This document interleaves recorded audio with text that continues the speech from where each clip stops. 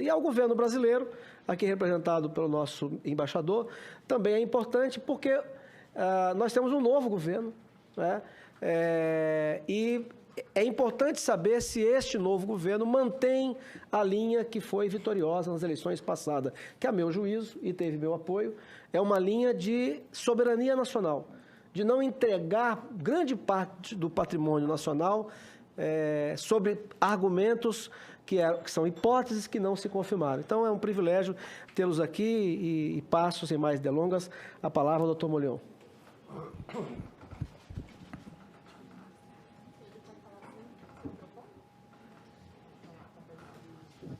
Muito obrigado, senador Bittar. Eu quero também dizer que é uma grande satisfação da minha parte estar aqui, porque são 30 anos de luta, desde que o IPCC foi formado em 1989, eu venho falando contra isso. E, obviamente, durante essa trajetória, a gente adquire muitos inimigos, né, por não estar de acordo com o que é falado. Aqui está a essência da coisa. Temos 12 anos para evitar que o mundo seja destruído, né? E a ampulheta está contando o tempo. Ou seja, cada dia que passa, a situação está piorando. A pergunta é, será que é verdade? Então, a minha ideia aqui é mostrar para vocês, eu vou gastar um pouquinho mais de tempo, porque eu quero deixar bem tudo esclarecido, para que não tenha dúvida nenhuma depois. O clima da Terra, ele é variável. Esse estudo publicado na revista Nature, surpreendentemente, que a revista Nature é a cimentista, mostra que há cerca de 130 mil anos atrás, 240 mil, 320 mil anos atrás, nos últimos interglaciais, as temperaturas estiveram da ordem de 6 a 10 graus superiores ao que estão hoje. E o Homo sapiens aparece há cerca de 160 mil anos atrás.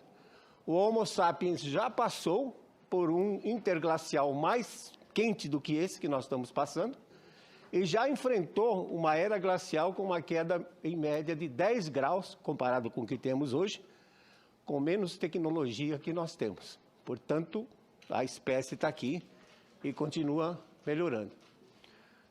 Nos últimos 10 mil anos, o chamado Holoceno, tivemos um máximo, aproximadamente há 8 mil anos atrás, quando a agricultura deixou de ser nômade e se estabeleceu na Mesopotâmia.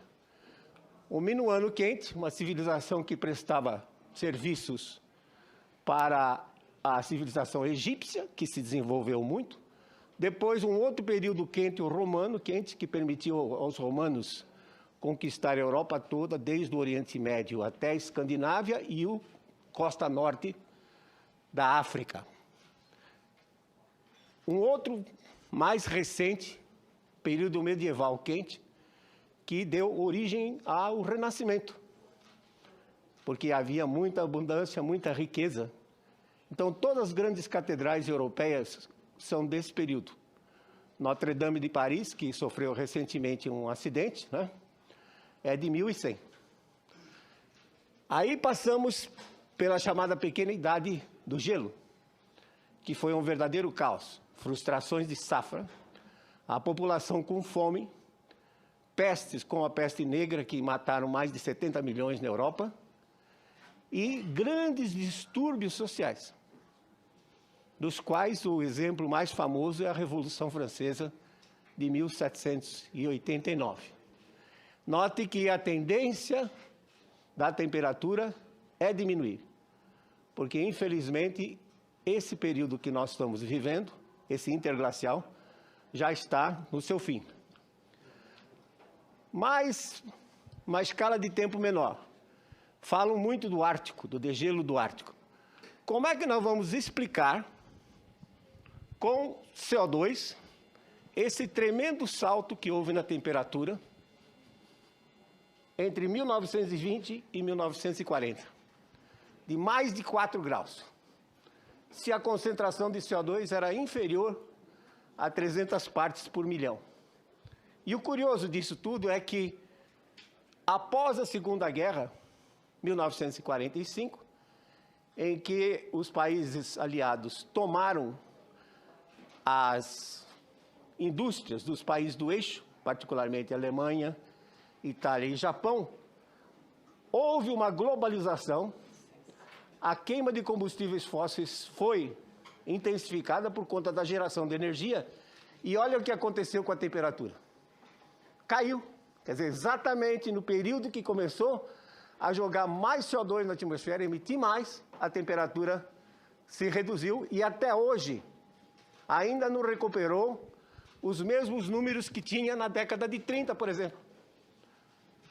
Ainda hoje, na série americana, o ano campeão, o mais quente, 1934. E dos 10 anos mais quentes, 4 são da década de 30. Período muito quente que ainda não se repetiu. Então, muito importante que tenham em mente o seguinte: nós nunca negamos que houve um aquecimento, e nem poderíamos negar, porque se saiu de um período chamado Pequena Era do Gelo, né, a Pequena Idade do Gelo, a sua temperatura só tinha que subir. Tá? A diferença fundamental entre nós e o IPCC é que o IPCC diz que isso é produzido pelo homem, pelas emissões humanas, enquanto nós temos evidências físicas de que a variabilidade é natural. O homem não tem nada a ver com isso.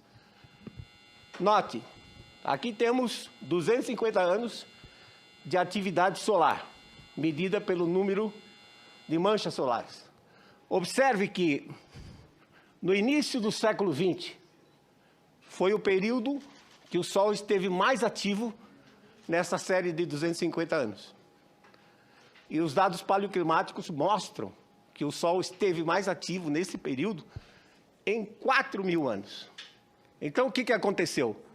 Sol com mais atividade, o resultado é aumento da temperatura entre 1916 e 1945. Mas depois, como nós vimos, a temperatura caiu. Apesar do CO2, as emissões continuarem crescendo.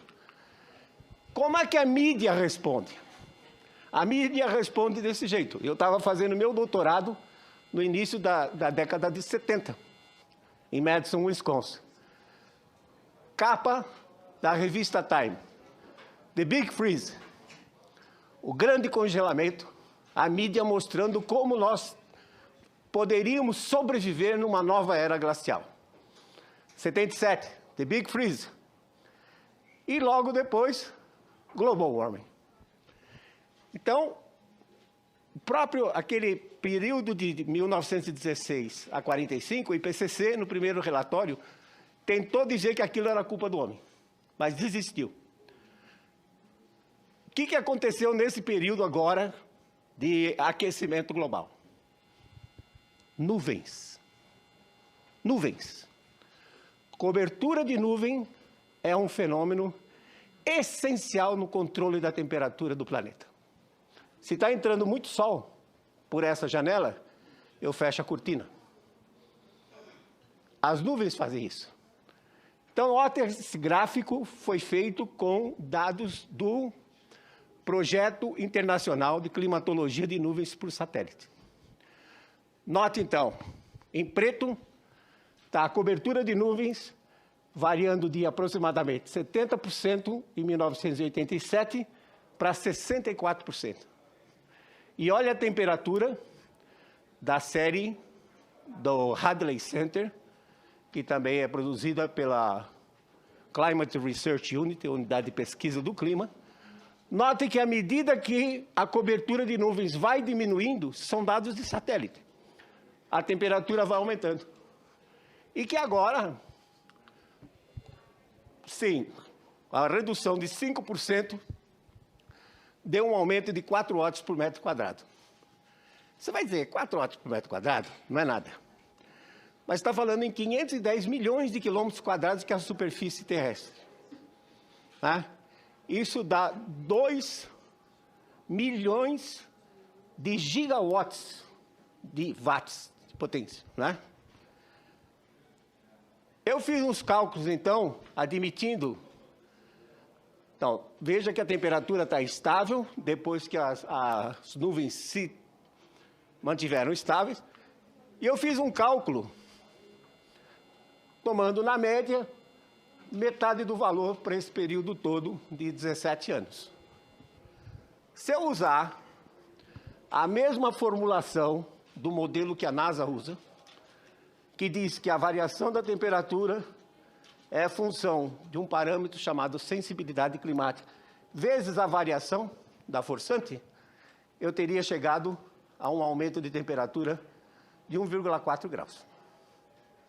E não é isso que se observa. A própria série do Hadley Center da Inglaterra mostra que a variação foi só 0,36. Portanto, tem alguma coisa errada com esses modelos, né?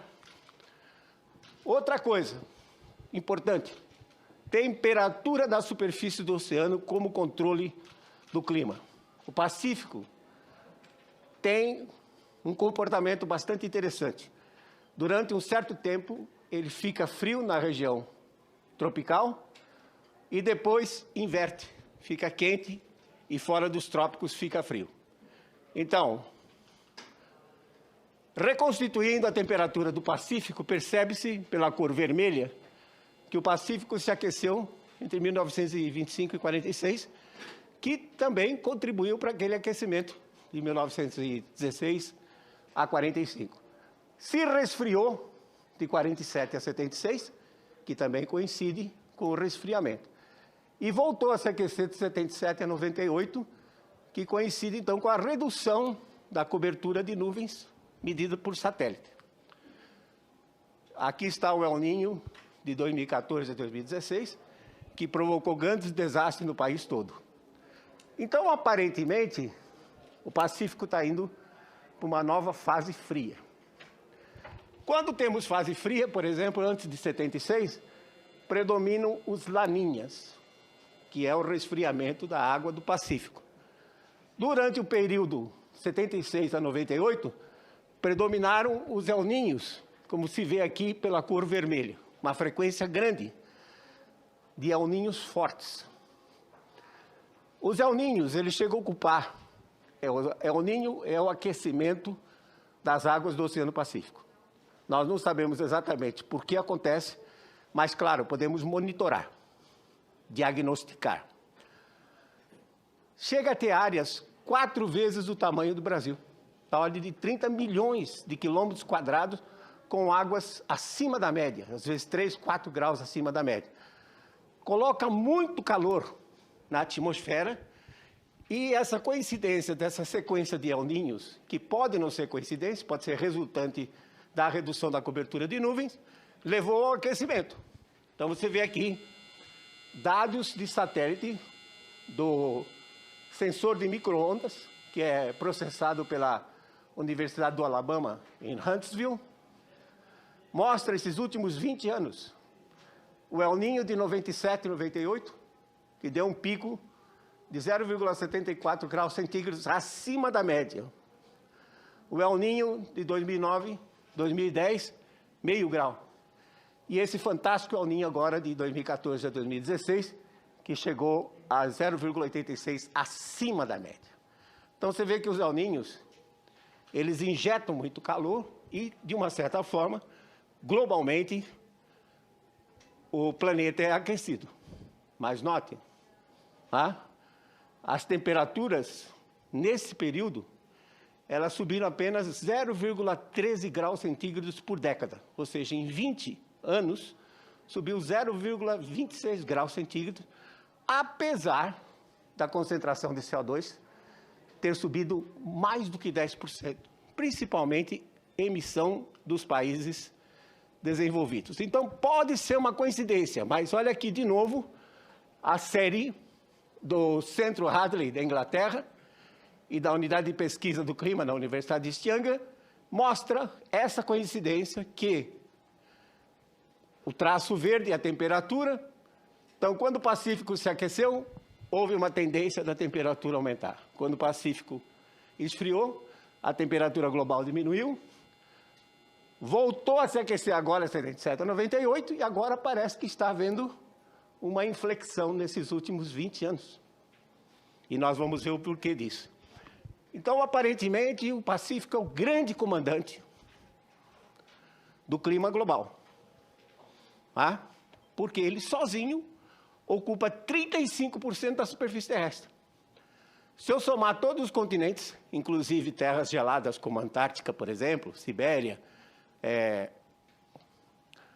deserto do Saara, etc., chega a 29%. O Pacífico sozinho é maior do que todos os continentes juntos. Portanto, ele, a temperatura da sua superfície, é o grande comandante.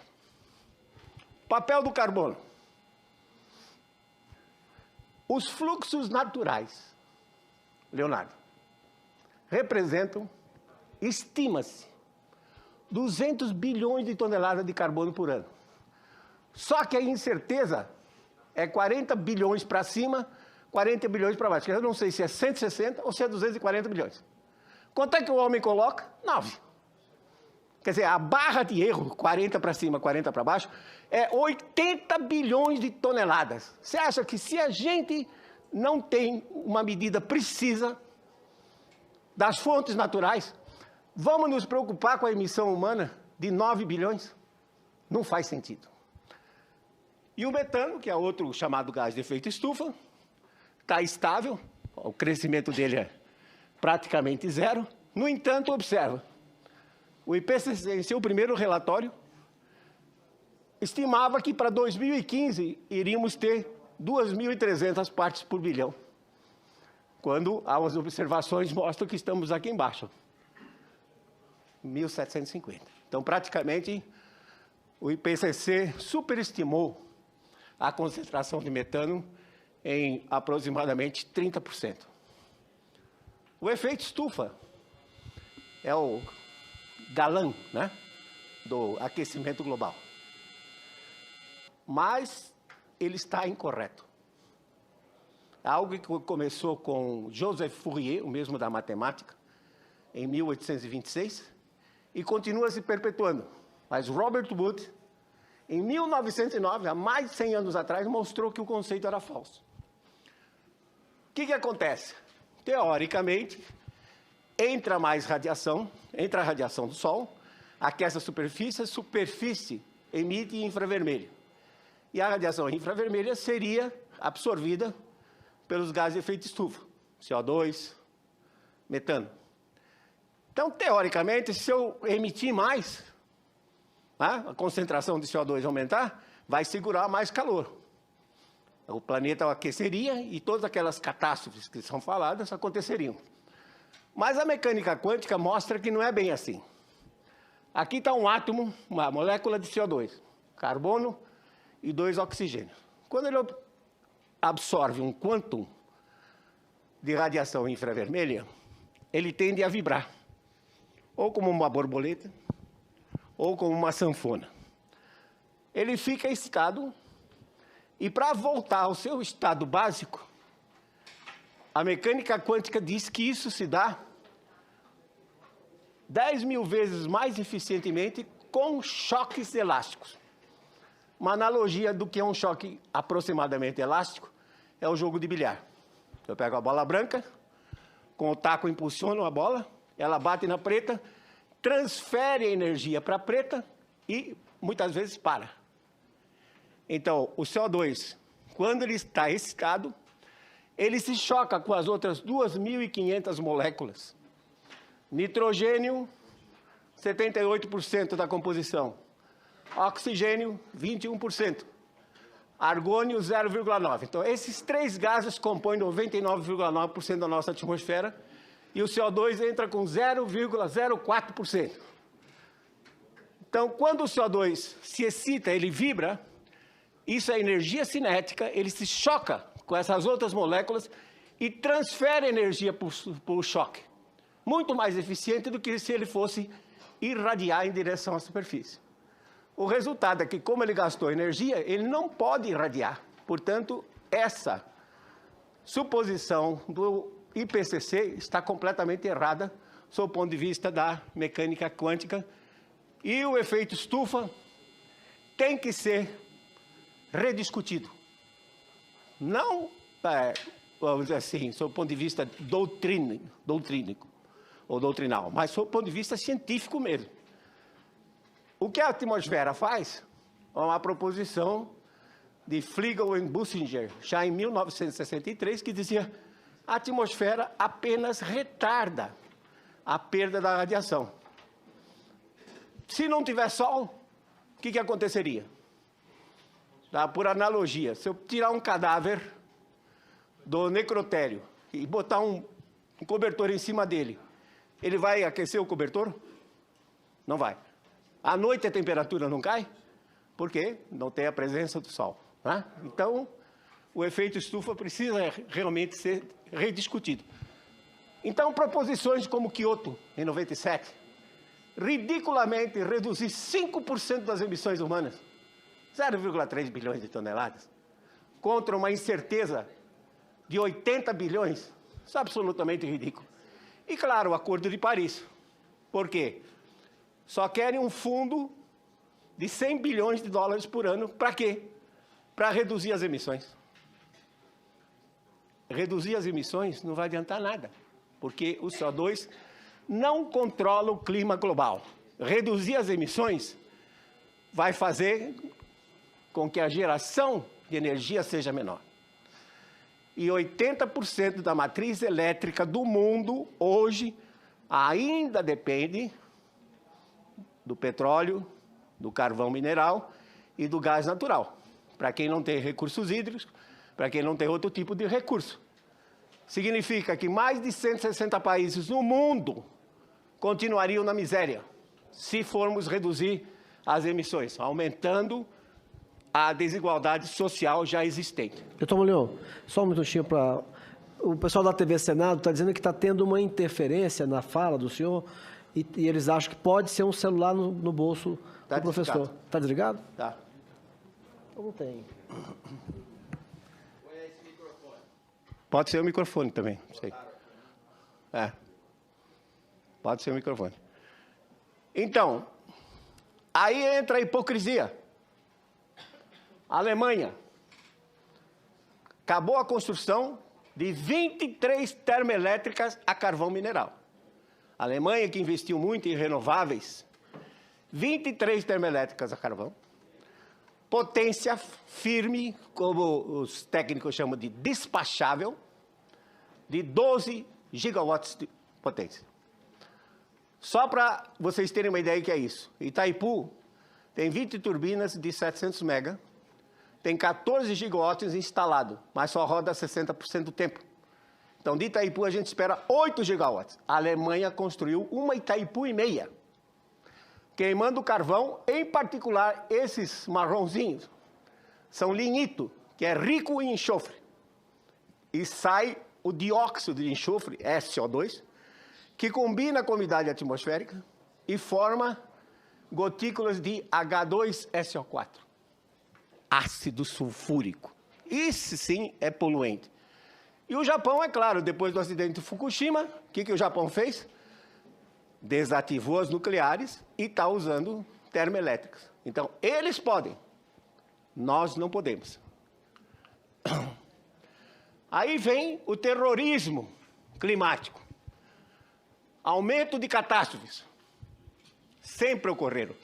A pior seca do Nordeste, 1877-79, 1986, onda de calor no leste dos Estados Unidos, matou mais de 3 mil em Nova York. Pensa na população de Nova York em 1896.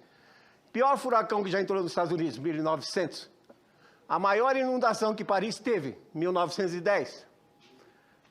Das piores secas da Amazônia, 1925, 1926. O Rio Negro tem a série de 117 anos, medida pelos ingleses no início, tem o menor valor exatamente nisso. Qual era o desmatamento que tínhamos na Amazônia em 1925? Mega inundação em São Paulo, janeiro de 1929. E se vocês acham que Teresópolis, a região serrana do Rio, foi uma catástrofe em 2011, janeiro de 1967, na Serra das Araras, morreram mais de 1.800 pessoas. Então, catástrofes sempre existiram, com clima frio ou quente, e vão continuar. O que não pode confundir é a intensidade do fenômeno com a vulnerabilidade da sociedade. Hoje Professor, a sociedade... Só como é importante que as pessoas possam assistir pela TV Senado, agora a informação é que pode ser o passador. Muito bem. Mas aí quem vai passar para ele? Ah, Não, aí mas passa aqui. Só tem esse? Eu devia ter trazido o meu. Não, mas aí como é que vai fazer para passar os slides dele? Vai Então passar você no- vai ter que se movimentar bastante. Segue. Segue. Aquecimento provoca aumento de nível do mar. Vamos lá, minha filha, fique ligada. A visão apocalíptica do History Channel, tá? Vocês aqui estão vendo Manhattan. Vocês estão vendo aqueles táxis amarelos que são característicos de Manhattan? Não é que a foto esteja ruim. É que eles foram transformados em Yellow Submarines para poder chegar até os edifícios. Segue. Al Gore disse, naquele documentário dele, que o nível do mar subiria de 6 metros, 20 pés, ele falou, até o final do século. O IPCC, no relatório 4, disse 59. Aí o IPCC, no próximo relatório, voltou mais veemente, 98 centímetros. Aí eu fiquei pensando, caramba, com essa incerteza toda que existe, por que não arredondar logo para 1 metro? Pode não. 1 metro é chute, 98 é um cálculo preciso, né? Medir nível do mar neste mundo é missão impossível. Segue. Veja o que está acontecendo. A Escandinávia está afundando, está subindo. O nível do mar em Estocolmo, que tem mais de 200 anos de medida de nível do mar, está diminuindo, enquanto Veneza está afundando. Movimento de placa tectônica. Por quê? Durante a era glacial tinha muito gelo lá em cima. À medida que o gelo foi derretendo, a superfície se levanta. Como o instrumento está fixo na superfície, se a ponta da placa levantar, o instrumento sobe junto e mede nível de mar mais baixo. Tá? Segue. Esta daqui, vocês podem entrar na internet, Montecito, Califórnia, é uma das fotos da mansão do Al Gore.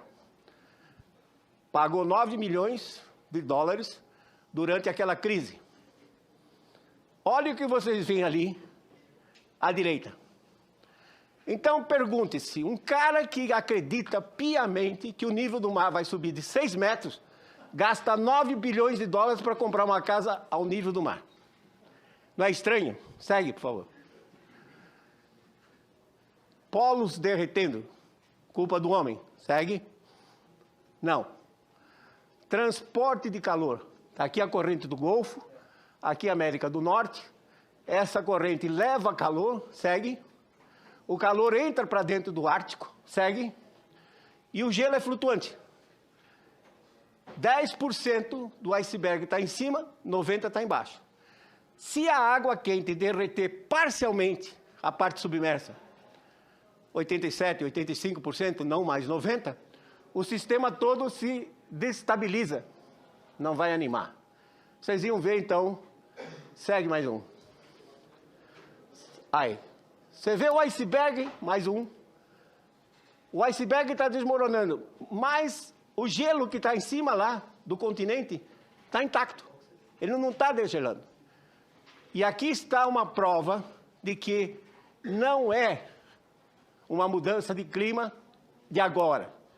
Esse artigo, publicado numa revista que ainda existe, da Sociedade Americana de Meteorologia, Monthly Weather Review, publicado em novembro de 1922, relata a expedição oceanográfica que a Noruega mandou para o Polo, segue mais uma, fizeram sondagens até 3.100 metros de profundidade e descobriram que as águas estavam mais quentes do que o normal.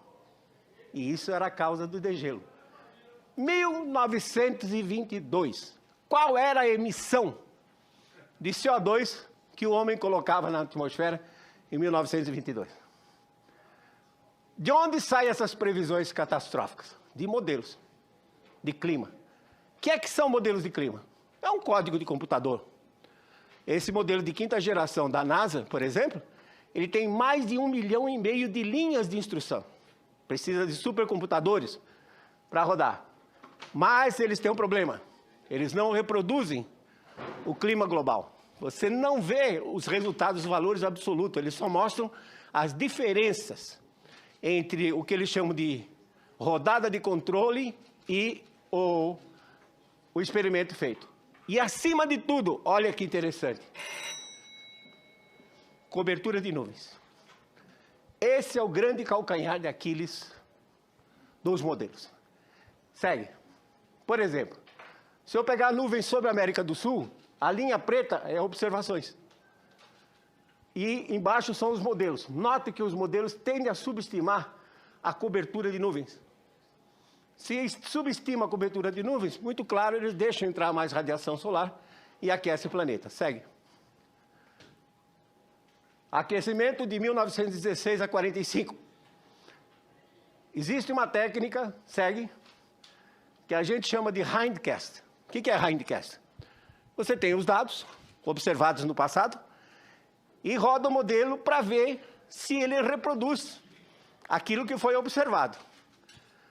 Quando fizeram isso com aquele aquecimento de 1916 a 1945, 81 modelos, isso é a intercomparação do IPCC. Olha a confusão que dá. Cada modelo dá um resultado e a diferença entre o superior e o inferior chega a ser até mais de 3,3 graus. Então por que estão falando que se passar de 2 graus vai destruir o mundo se os modelos não conseguem uma resolução dessa natureza? Segue. Ajustaram também para o relatório número 5, eles ajustam o modelo com os parâmetros, com os dados observados. Depois projetam para frente.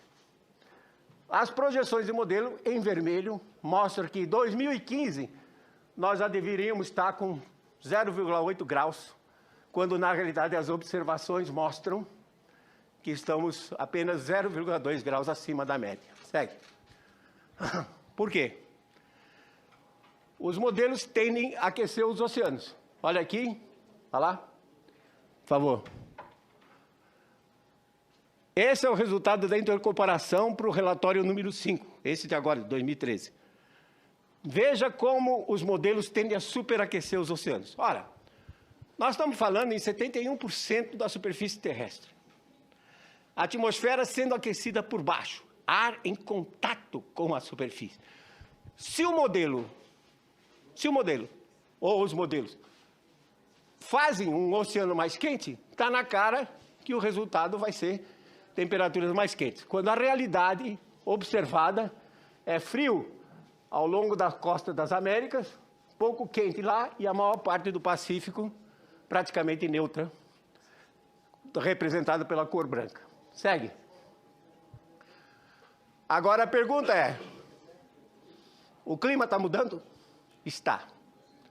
E o pior é o seguinte, é para um resfriamento global e não para um aquecimento. Nós vimos na história da Terra, desses últimos 10 anos, que toda vez que o clima esteve quente, as civilizações progrediram. E toda vez que o clima esfriou, as civilizações ou desapareceram ou tiveram grandes problemas. Segue. Quais são as causas desse resfriamento? O Sol, mais uma. Segue, mais uma. O próximo ciclo solar, que deve começar no ano que vem, 2020, e durar até provavelmente o ano 2031, 2032, segundo os físicos solares, vai ser um mínimo de atividade até inferior ao mínimo de 200 anos atrás. Então o Sol vai estar menos ativo nesses próximos 10, 12 anos. Segue. Então o que acontece? Mais uma. Quando o Sol está menos ativo, o campo magnético solar enfraquece e permite a entrada dos erroneamente chamados raios cósmicos galácticos, porque eles não são raios, eles são partículas de alta energia que, quando entram na nossa atmosfera, eles colidem com as moléculas de nitrogênio, oxigênio, e ionizam essas moléculas e ajudam a formar núcleos de condensação, que é a sementinha da gota da nuvem. Então, tendo mais núcleos de condensação, a tendência é criar mais nuvens.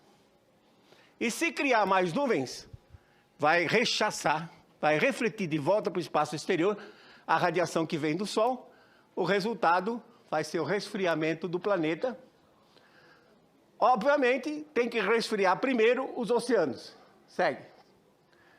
Os oceanos, particularmente o Pacífico, resfriando, aí vai levar a um resfriamento. Mais um. Essa figura eu fiz agora. Eu peguei os dados de 1999, da temperatura da superfície do mar, a 2018, e subtraí aquele período quente, de 1976 a 98. Olha o que está acontecendo. A maior parte do Pacífico, próximo das Américas, está esfriando. Então já há indícios de que o Pacífico está esfriando. E o que nós vamos ver é um inverno, por exemplo, semelhante a esse que está acontecendo nos Estados Unidos nesse ano, com temperaturas abaixo de 40 graus na região central americana. Segue. O Atlântico Norte também está esfriando. Segue. Temos um conjunto de boias disponível chamado Sistema Argo, que mostra que de 2006 até o presente, o Atlântico Norte já esfriou 1,5 graus. São dados de boias, são boias inteligentes. Elas afundam até 2 quilômetros de profundidade, se deslocam durante 9 dias, no 10º dia elas sobem, medindo temperatura e salinidade, chega lá em cima, transmite para o satélite e afunda de novo para um novo ciclo. Segue. E agora? Você tinha ouvido falar, seu pai falar, que a Lua interferia no clima? Falava, né? Mas se você disser isso para um climatologista, ele vai dizer que você é um lunático. Hã? Mas interfere. Indiretamente. Como? Segue. A Lua tem um ciclo que não é mais ensinado na escola. Chama-se ciclo nodal lunar de 18,6 anos. O que é isso? O plano em que a Lua orbita não é fixo com relação ao equador terrestre. Ele varia de 28,6 graus, segue, 9,3 anos depois, ele está em 18,4. Quando ele está no seu extremo, ele cobre metade da superfície terrestre, que é esse retângulo amarelo. O que acontece? A força gravitacional da Lua puxa a superfície do oceano, atração gravitacional, e cria um inchaço no oceano. Esse inchaço provoca um desnível entre os oceanos tropicais e os polares. Acelera as correntes marinhas e, como nós vimos, as correntes marinhas transportam mais calor e derrete o gelo do polo. Porém, quando 9,3 anos depois ele está numa posição mínima, esse retângulo é menor. Pra você ter uma ideia, a Lua, em 28 dias, ela tem que viajar 13 mil quilômetros quando ela está na inclinação máxima e só viaja 8 mil quando está na inclinação mínima. Segue. Aí eu me deparei, construí uma tabela, desde 1885 até 2090. Se o IPCC pode, por que eu não posso? Né? Procurando causas do degelo. Por exemplo, 1913, foi aquele degelo que foi reportado pelos noruegueses. Começa um pouco antes o degelo. Lembra-se de quando afundou o Titanic? Abril de 2012. Próximo daquele degelo, outro degelo aqui. Mas o que mais me impressionou foi essa coluna quando o plano da órbita está no mínimo. Todos fortes, El-Ninhos fortes. 2015, 97, 78, 59, 41, acontecem quando a Lua está no mínimo. Força gravitacional. Então, quando ela está no mínimo, ela não exporta tanto calor dos trópicos em direção aos polos e conserva mais calor na região tropical. O resultado são El Niños fortes que são desastrosos para a Amazônia e para o Nordeste, pelas secas, e para o Rio Grande do Sul, chuvas excessivas. Claro, pode ser... Professor, com todo carinho e respeito, mas o nosso embaixador também tem um horário de voo meio-dia. Tá. Não, estou concluindo. Tá. Pode ser uma coincidência. Não, são só 135 anos. Pode ser. O próximo problema que nós vamos ter é aqui, ó. 2034. Segue. Então, para concluir, lembrar que o clima varia por causas naturais. Os eventos extremos sempre aconteceram e vão continuar a acontecer. Então, precisa de mais planejamento e adaptação porque a população está aumentando. Segue. CO2 não controla o clima global. Ele não é um gás vilão. Ele é o gás da vida. Quanto mais CO2 tiver nesse planeta já teve 7.000 ppm de CO2. Hoje só tem 400. A maioria das plantas deixa de funcionar com a concentração em torno de 200 ppm. Nós só estamos com 400. Se baixarem a concentração de CO2, nós não vamos ter mais planta. Sim, mas eu não sou vegetariano. Sou vegetariano de segunda ordem. Só como picanha, entrecote. Mas para chegar a esse estágio tem o boi intermediário, né? Segue. A tendência é resfriar. Sol. Redução da atividade solar, aumento da cobertura de nuvens e resfriamento do oceano. Essa é a fórmula que vai fazer com que esses próximos 10, 12 anos, pelo menos, fiquem mais frios. Segue. Agora, dizem que eu não sou conservacionista. Eles confundem. Confundem conservação ambiental, que é altamente necessária para a sobrevivência dos seres humanos, com mudanças climáticas, o aquecimento global. Eles confundem. Independentemente, se aquecer, tem que conservar. E se resfriar, também tem que conservar. Segue. Para não dizer que caí de paraquedas, mais um. Meu primeiro artigo oficial, Revista Brasileira de Geografia, 1991. Segue. Muito obrigado, era isso. Nós não podemos comandar o clima. Como diz Francis Bacon, apenas obedecer.